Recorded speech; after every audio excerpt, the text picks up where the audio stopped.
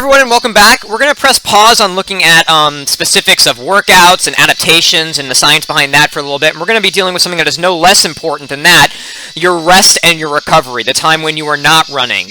Really focusing on how much is just right in terms of rest and recovery for either yourself if you're training yourself, or if you're dealing with a group, maybe high schoolers or something like that, or a club team. And specifically, this is really focused on any races from, say, the 800 meters and longer, or any race where you're getting more than half of the energy being contributed from the aerobic system.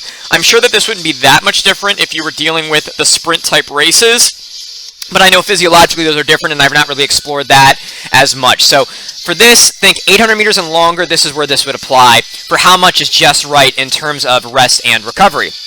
So there's two main things we're going to deal with here. How much time off is needed between your seasons, right? Your transition period between, say, track and cross country, which is kind of where we are right now, probably wrapping up that time frame at this point of the year in the end of May, beginning of June. And how often do you need an off day for proper recovery? So how often do you need to just have a day of zero running for proper recovery? Those are the two things we'll deal with in this presentation in that order. On the screen here, you are seeing our 2018 boys team from Wharton High School at the state meet. We were fortunate enough, this team got us to the state meet in cross country for the third straight year. Prior to the 3 straight, and now it's 4th straight because we were able to make it back last year also, it had been 7 or 8, I think it was 8 straight years that we hadn't made it even out of our district meet. So this group, as you can see, they were...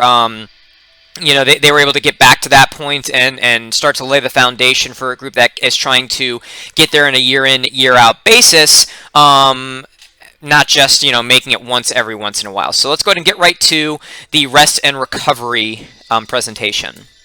I'm Kyle Giacono. I'm the boys cross country and track coach at Wharton High School in Tampa, Florida, and I have been for the last 7 years. If you'd like to look at some of my credentials, they are on the screen.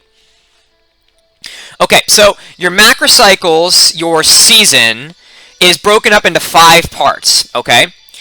And the first one in terms of training is general preparation. This is where you're going to be preparing for more intense work. This is like right now what you're probably going to be going into for cross country, your summer conditioning. It's what we've done a whole video series on here, about 10 or so videos on general preparation. It sort of sets the stage for everything, and it prepares you for more intense work later on. You then move into a specific preparation phase. You're specifically now preparing for more demands of your race. So general prep, you're just really kind of preparing for something more intense later on. This is where you really start to get specific for whatever event you're getting ready for. In cross country, everybody's getting ready for the 5K in high school. In track, this is where you start to make things a little different based on your different runners, mid-distance and distance. Pre-competitive, so you're preparing for the most important parts of the season. This is also where the hardest workouts of the year happen because you're really preparing for those super important meets. And then the last part is the competitive phase. This is where your big-time races are. Now, you probably noticed from the very beginning, wait a second, you started at 2 and then you went 3, 4, 5. What happened to number 1? Well, number 1 is what comes first, and that's what we are dealing with here, your transitionary period, your transition phase for rest and recovery. These 5 parts should have equal emphasis. Not equal length, but equal emphasis. General prep is the longest of those. About half of your training year is going to be in general prep. But you also need to have, about 5 weeks for specific prep, about 3 to 4 for pre-comp, and 3 to 4 for the competitive phase, probably more like 3. And then the transition phase, we'll see here in a second what makes sense in terms of that. So again, not equal length, but certainly equal importance. Each part has its place. It has to go in the proper order and be given its proper amount of emphasis at the right time of the year. So let's see what makes sense in terms of transition phase. We've done, again, a whole video series on general prep, and we'll work on to the other ones as it gets more appropriate for the time of year as these videos get released. Let's look at the transition phase of the year for rest and recovery. So what do physiologists basically say for this? Ideally, right? So physiologists, been looking at this for a long time, would ideally say that you need about 10% of the year away from any structured training for best adaptation to occur. Okay, so there's a lot there. About 10%, okay, it's a little fluctuation there. The entire year, so not 10% of your macrocycle or your season. We're talking 10% of the year, which is typically 2 macrocycles, a track season and a cross-country season. If you're up north, you might have to figure out how to have an indoor track season in there too. I'm glad that in Florida we don't have that issue. We can really just focus on 2 peaks of the year, but that's another variable that you might have. But 10% of the year should be away from any structured training. So that's a key phrase here for best adaptation to occur. You take 52 weeks, figure out what 10% of that, it's 5.2, so you're dealing with 5 to 6 weeks should be away from structured training, okay? Physiologists would also say this is best done in 2 blocks of 2 to 4 weeks, right? So 2 weeks or 4 weeks or 2 3-week blocks, not 3 blocks of 2 weeks. This is just not quite long enough. So even if you do 2 and 4, that 4-week block is going to kind of make up for the fact that the other one's a little bit shorter. But if you try and do 3 different blocks of 2 weeks, you're just not getting quite enough. You're not quite recharging all the way to 100% physically and mentally, because we'll see that's a part of this too, when you're dealing with all of these things. So that's sort of an important thing to look at. So either 2 blocks, 1 of 2 weeks and then 1 of 4, or 2 3-week blocks is ideal. It's not the only way you can do it. You can obviously play around with it, but when you look at 3 blocks of 2 weeks, it just doesn't give the ideal amount of rest and recovery. So if you can finagle either 2 3-week blocks or a 2 and a 4-week block, that's the best way to do it. For me personally, in my situation, I do 2 blocks of 3 weeks. It just kind of works. There's never a point where the kids are just sort of completely shut down for that 4-week, and then they have the short 2-week block. And it just sort of works for us with the way our exams go and how our seasons fill. That's what is perfect for us at Wharton High School in Tampa, Florida. Your situation may be completely different. There's a coach who I've learned a lot of this stuff from, who I respect a lot, that goes from the 2 and 4-week block, because he's up at a school in Minnesota, and they basically take the whole month of December off, and that's what works for them. It's just really cold in Minnesota. People are traveling. Works for them, and then they take 2 weeks off between track and cross country. And this is a multi-time state championship program, really high-level program. So it's what works for your situation. 2 3-week blocks is perfect for us. A 2 and a 4-week block might work. Maybe you have some other way of splitting it up that makes sense for you. I guess you could do a 2 and a 3. That fits in the 5 to 6 week window too. Just figure out what works for your situation. That's what works for our situation. So what does it look like during this downtime? Runners can and should still be active. I mean, runners are highly energetic people.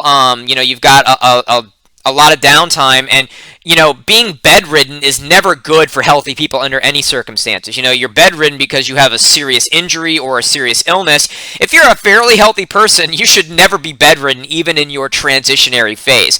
But structured training, that's what we talked about, should not be going on at this point. You want to go out and play ultimate frisbee? Go nuts. All those things that maybe you don't do. There's an indoor trampoline park here that my kids love to go to, and I'm really sort of hesitant about where that goes because, it's going to kind of take their legs out for a little bit. Go and do that. Go and, obviously we're in a very different time here with what you can do safely outside, but outside is probably the best place to be right now. The coronavirus that has really shut down a lot of things, it seems to spread less so outdoors. I mean, if you want to go for an easy jog every once in a while, go for it. Just nothing structured. Don't have a plan in place.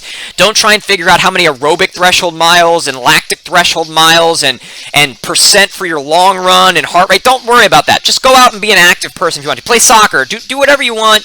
At that point, be a fairly healthy, active person, but don't stress about what you're doing during this time. And if you want to take a big amount of downtime, go for it. It's really sort of individualized. Just don't go crazy with trying to mandate what they should and shouldn't be doing at this point, except for the fact that you should not be giving them anything structured if you're training other people, and if you are training yourself, don't come up with a big structure plan to go with.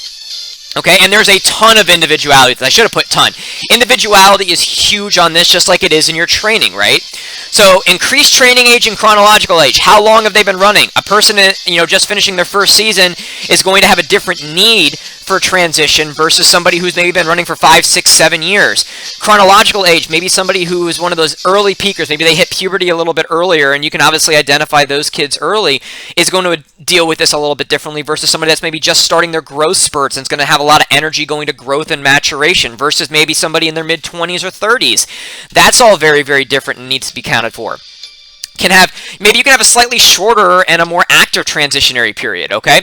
So I've got 2 examples here that we can talk about. For example, right now we currently have a runner who is preparing for her first year in college. Just graduated, preparing for college, wants to do the right things, be ready for their first year in college, okay? She's been running for 5+ years, and this is somebody who typically handles volume very well, okay? Somebody who really kind of thrives on those things, never shies away from the long run. We decided for her break to be 2 weeks of no running at all, and then a week of just whenever she wanted to, go maybe 2 or 3. Don't go more than 3. If you want to do 2, whatever. If you want to do 3, whatever. 20 to 30 minutes. Totally her choice. And if you decide you don't want to do it because you want to continue the break, whatever. Fine. Very broad range for that 3rd week for this person. So they've kind of started, it's kind of like a 2.5 week sort of break. It's hybridized for this person because of their situation. She's been running for a very long time. They're now out of high school going to college, so they are going to have to step up their volume probably a little bit this summer. And they handle volume really well. If this was this next example, it would be very different. So just hypothetically, this isn't a person, just someone who's in their first year of running, okay, should probably take the entire transitionary period off with some unstructured activity, especially in that first year.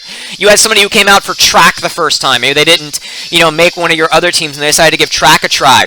And that's the kind of kid that's really going to need to do it if they've done nothing running before, or even if it's just their first year, they did cross country and track. Those kids are probably going to need a little more of a break. Even if they're high-level kids, their body's going to need a little bit more of this transition. For myself in the situation, I've been running for more than half my life. I'm in my mid-30s at this point, and, I took basically a week off. The second week, I think I ran like maybe 2 times, not really a structured plan. I was like 20 to 25 minutes maybe. The 3rd week, I did a kind of similar the plan I gave the young lady who I was mentioning before. Nothing structured at all with it. The only thing I did was I made sure my heart rate was low. I didn't try and have a target time in mind. I didn't do a VO2 max test like I've talked about in other times to come up with something really dead on. It was really just, how am I feeling? How is the weather? Do I want to sleep in and do this at 10:30 in the morning on a Saturday versus 7:30, which we normally would because it gets so hot in Florida? Whatever. I'm just going to slow down because of the heat. Fine. If I wanted to take an extra off day, I just took another day off. It didn't really matter because it was, me sort of listening to myself. So a lot of individuality with here. If you're dealing with a big group, kind of have that talk with them and make sure that they're kind of listening to themselves. All right, so last point on the length and how to do your transitionary periods between your macrocycles. So here's going to be one key marker for the length of transition. This is the reason why I've sort of also settled on 2 3-week blocks versus a 2 and a 4-week block as you are looking at this. There's a lot of studies that are looking at this. This is just for one key marker, but it's a pretty groundbreaking study that I do want to share before we start looking at how often you should take an off day. So, study was done, Hargraves was the principal author in 2013, and it looked at the percent of the activity of just one here, okay? So this is not the end-all and be-all. It's one key mitochondrial enzyme, okay? That's the name of the enzyme. I don't know how to pronounce that exactly, but it's SDH essentially. It has to do with making energy aerobically with the mitochondria, which is obviously a key factor for aerobic fitness, which is what we're dealing with, as I said, from the 800 meters on out.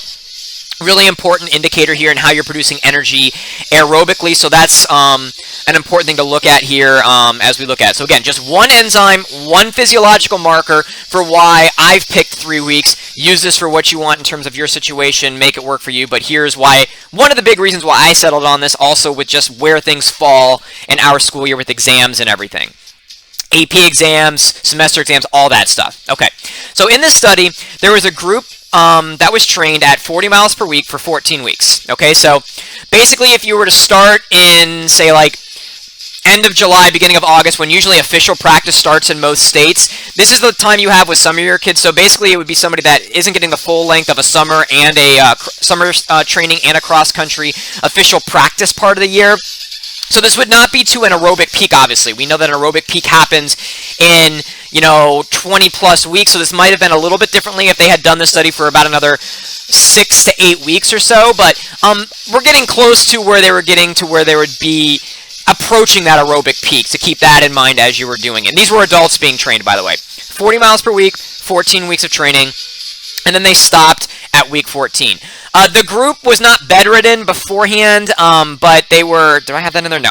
The group was not bedridden beforehand, but they were basically in a detrained period also as they were doing it, as they were coming in. They had a similar background. They had some aerobic background. These were not like elite athletes or something like that.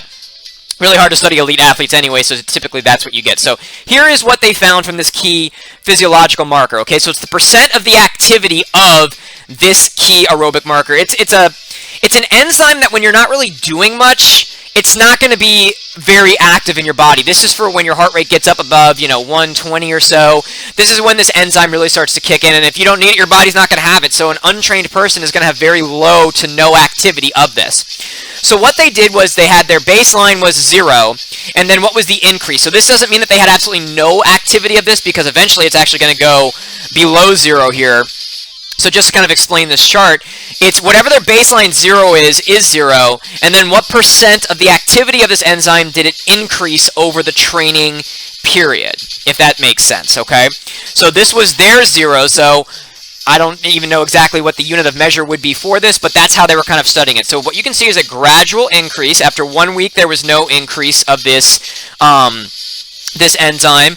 At week 2, you saw an increase. It's about probably 5% increase. And remember we talked about in some previous videos that it takes 2 to 4 weeks to adapt. So that makes sense. After 1 week of training, your body's not convinced that you're committed to this yet, essentially, and it's not going to start building structures that cost energy. So that's some of the things that also kind of talks about how adaptation happens 2 to 4 weeks. So we had a little bit of an increase, and then a very nice gradual increase. After 4 weeks, we had a kind of a, I'd call a little extra spike here. And then another 4 weeks, there was almost another little extra spike here. Again, 2 to 4 weeks for full adaptation. It's still very much increasing very steadily. We had another kind of a high jump here at week 12. Again, very interesting. It's almost like increments of 4 that happened. And then here at week 14 is when training stopped. They were no longer doing their 40 miles per week. They went back to, again, not being bedridden, but they were not doing any structured training at all.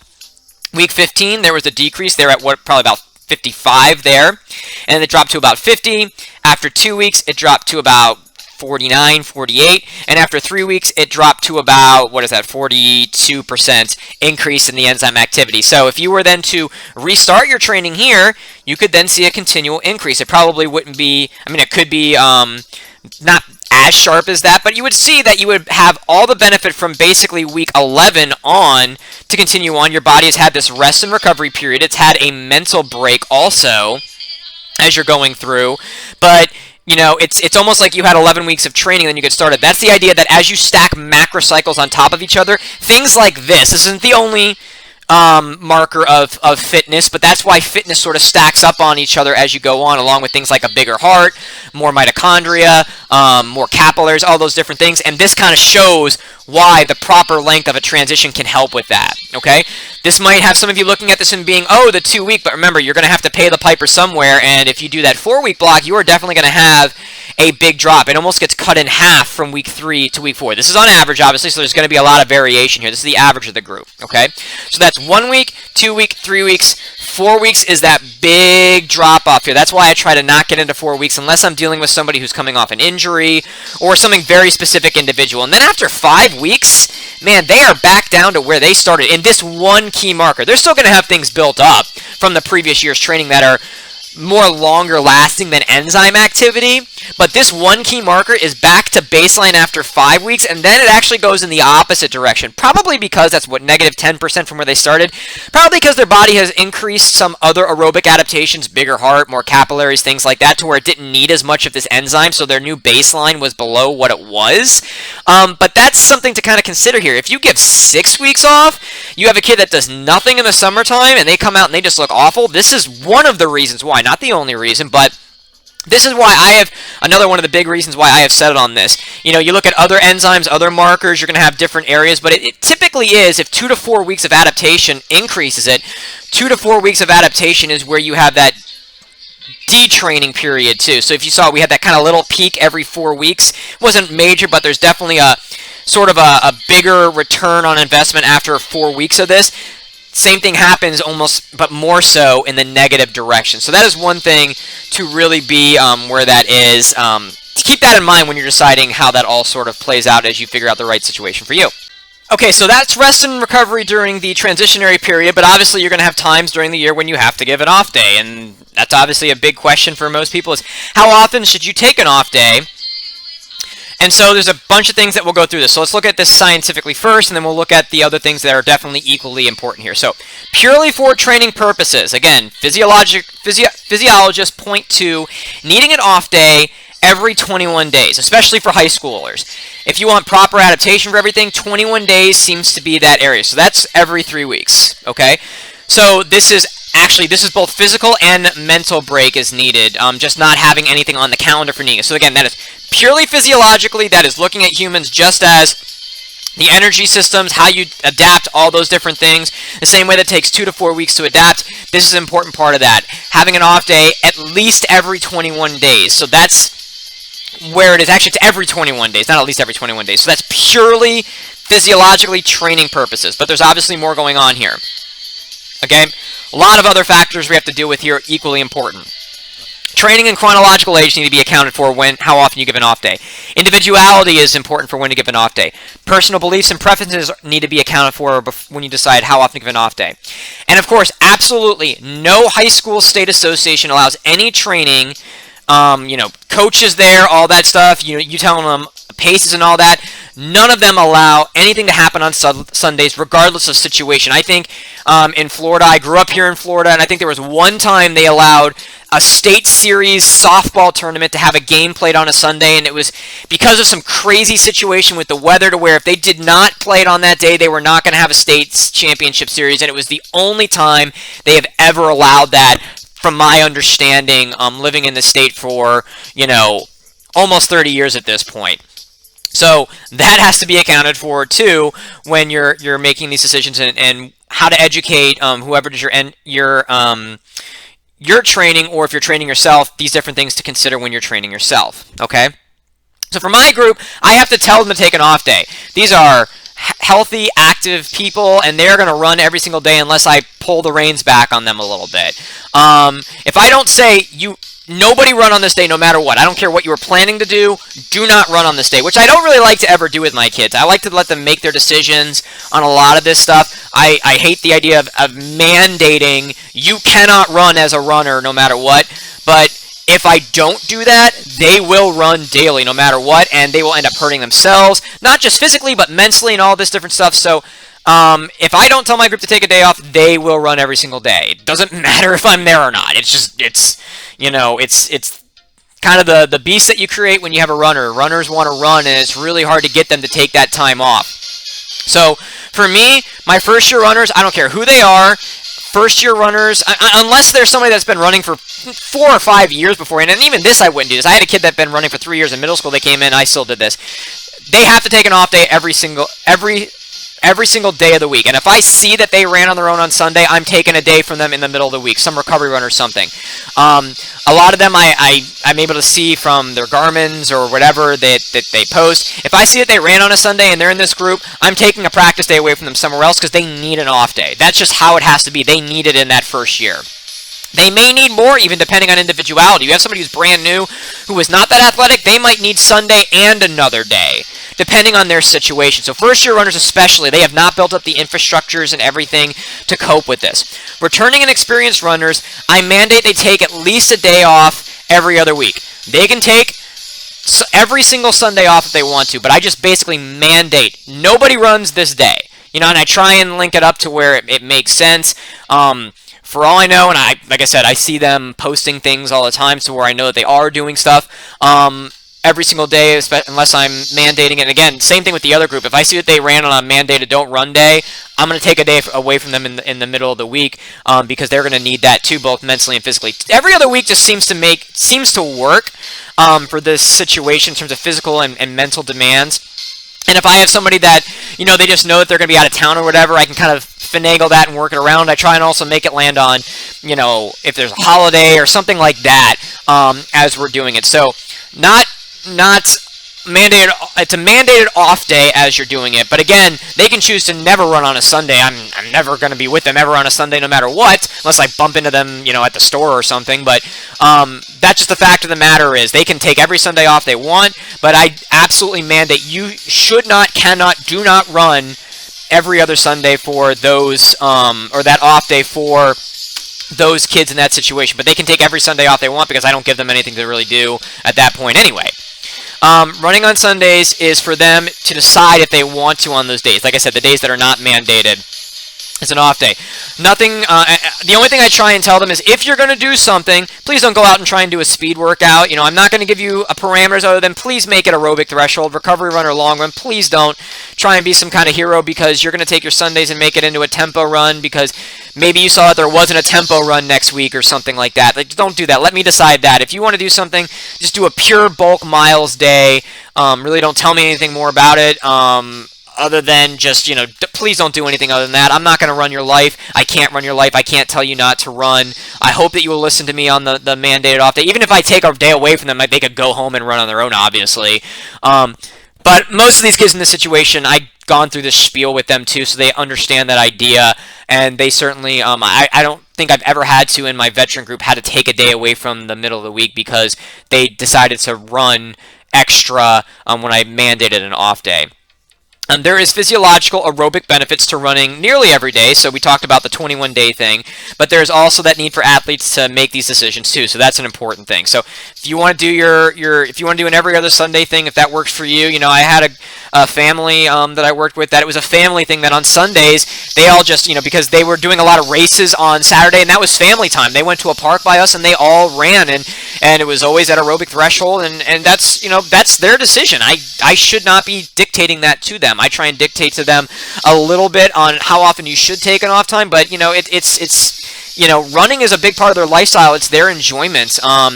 You know, I suppose you could tell a kid to never play video games and things like that too, but you know, this is where they've chosen to spend their time, so you kind of have to play that with a bit of a light hand, I would say. Okay, so here's a hypothetical scenario of two kids that kind of took this differently, and you'll see how it's very individualistic, okay? Two runners, similar profiles, both I would call distance runners, both similar training age and that kind of thing. Different approaches to off day. We'll have runner A and runner B. Runner A runs every day he's allowed to at the correct intensity. Okay, so that would typically be every other week he's taking a day off. He's not doing anything more or less than that, but he is definitely taking the days off when he is mandated to do so, and he's doing it at the correct intensity. Runner B takes one day off every single week, probably a Sunday, and runs all the other days at the right intensity. Okay, so the only difference here at this point is that runner B is having one day off every single week. Runner A is every other week. So runner A's volume is going to be roughly 8% higher for the season when you stack all those extra days up, those extra bits. So that's going to probably be, you know, an extra, you know, 25 minutes per week of aerobic intensity. It ends up being a decent amount of extra aerobic benefit. Conversely, obviously, volume is about 8% lower. At the season end, runner's A, season's PR, has a slightly slower PR of 17:05. Runner B season PR was slightly better at 16:58. Well, that looks like runner B made the right decision for them, right? 16:58 broke that 17-minute barrier. That's a big barrier for a high school boy, and it was 7 seconds faster than 17:05. Here's something also to consider, though. Runner A places in the top 100. I can't remember exactly where it was. I think it was like 70-something at the state meet, with that PR of 17:05. So runner A ran their PR at the end of the season, and it was at the state meet, which everybody wants it to be. Runner B was, I believe, 105th place at the state meet, and it was not at their PR. It was about, you know, 35 seconds slower than their PR as you're doing it. So different things going on here as you're looking at it. Who made the right decision about off days? They probably both did. Okay, based on their situations, everything being accounted for, what worked for both of them in terms of, you know, how their bodies felt, their personal beliefs and preferences, you know, family time, all those different things that needed to be accounted for. They both made the right decisions for them. They both had fantastic seasons as they were doing it. Obviously, they made it to states with their team, so they did what they needed to get their team to the state meet. Both probably made the right decisions, and both runners were allowed to make those decisions as they were going through it. So keep that in mind again. Don't be rigid about this. Treat this as a, you know, give people the tools and let them doing it. Let them do it. It's that whole idea about, you know, if you give somebody a fish, you feed them for a day, but if you teach them to fish, you feed them forever. Runner A and runner B will probably be runners for life, and they will be able to take this with them as they go forward with the rest of their life and what they want to do with their actual training as they do it, because they didn't have somebody telling them absolutely what they had to do all the time. So I think that really speaks to the different scenarios and how it works for both of these people. And you need to take that into account also as you're looking at it. So, key points here. There is a need for a transition period between seasons. It allows for the body and the mind to recover and be better adapted for the next season. You just blow right through this, you are not going to like the way you look midway through the next season following no transition. 10%, 5 to 6 weeks off per year is recommendation, but what this transition looks like varies for athletes. We talked about different ways of it looking, from completely off to a couple other things to maybe just some different athletic things going on in between. It's going to be different for everybody. There is a physical need for an off day every 21 days. There is a lot more that comes into play, though, than just physical involved in deciding how to treat off days. Training, chronological age, individuality, and personal beliefs should be taken into account. Don't just look at the physiology here. You got to treat the person, all those other things that make people, not just humans. If you look at more of a scientific term of humans versus people, what makes us people and not just robots running around, a biological robot, as you are doing this? Okay, so what I would say is, if you're training yourself or if you're training a group of people, give everyone's transition period and off-day cycles flexibility. Make it work for them within your parameters, within your guidelines. You're probably not giving people 5 days off in a 7-day week. You're probably not giving them 4 months off in between seasons. So there's some guidelines here, obviously, but make it flexible for them. Make it work for them. If you know your why and they know why they should be doing what they should be doing, they can make the best decisions for themselves. Being too rigid here can force those, and here are the two different kind of scenarios, right? Being too rigid here forces those who really want to push everyone. It should be push themselves every day. I don't know what that was supposed to be. Push themselves every day. It's going to make them not listen to what their body is telling them. So you've got those kids that want to be the best they can be every single day, and they're constantly pushing. You give them a range, they always go as long as possible. They always push the pace at the fast end. Those kids that are naturally trying to really push and be the best they can be, if you are trying to be too rigid with them and say it has to be this way, they're going to just listen to what you're saying and not listen to themselves, right? You need to be flexible here. So those kids that tend to be really hard on themselves and push themselves are going to be more likely to listen to what their body is telling them to do. Also, being too rigid here can create bad feelings and potential mental burnout if you are not treating these people like people and looking at their personal beliefs, their individuality, looking at their situation and allowing that to work with them, not just the physiology here. So that's the two things that I would say those are the two main different groups that would fall in line here. You don't want that to drive a wedge between you and somebody you're training. You want this. You're training somebody because you want what's best for them, and make this work for them both as their physiology, but the person they are, and make it work for them too. There is no one perfect way to treat rest days and recovery. That's important to think about here as you're dealing with this. There is no one perfect way to treat rest and recovery. Okay, it should be individual. There's not one perfect way of doing it. I've given you a lot of, there's hypotheticals in here, there's ranges, there's variations, but there's always changes in how you're going to do it. So make sure that you're treating it that way. There's not one perfect way to treat rest and recovery. Know the parameters, know the physiological guidelines, know the people you're training, and you should be able to come up with a pretty good plan to transition them from one season to the next and give them proper rest and recovery within your macrocycle. So if you like this video, please think about liking or subscribing, especially hitting that subscribe button. That really does help drive more interest to the channel. I love that recently we've been getting a lot of awesome comments. If you have a question or a comment, please type those in the description down below. There's a couple other videos from the cross-country macrocycle planning that I've referenced a couple times in here that I would recommend looking at also in the description down below. If you found this helpful, maybe think about sharing it around. I post about 3 to 5 videos a week on different aspects of training, so if you found this helpful in any way, please hit that subscribe button, hit that like button. It definitely helps the channel grow and appear in other people's feeds if they're looking for similar topics. I'm going to be looking at doing a video on different strength things you can add to your cross-country training plan here in the summer training months, as seasons are probably going to be getting underway here in the next couple weeks, as now that we're starting with June. And then I'm also going to be looking at some different things with aerobic paces, sequencing workouts, how much rest time you need in between workouts to really kind of highlight those. And then I'm going to start looking at specific prep. I've done a whole bunch of videos on general prep. I'm going to start looking at the specific prep videos. The first one for those I'm going to do after just talking about specific prep in general and looking at the setting up how long it should be. We'll look at medium hills. I've referenced that in a couple of videos too. So those are probably the next 5 or 6 videos I'll be doing here over the next few weeks. So until next time, this has been Coachy TV.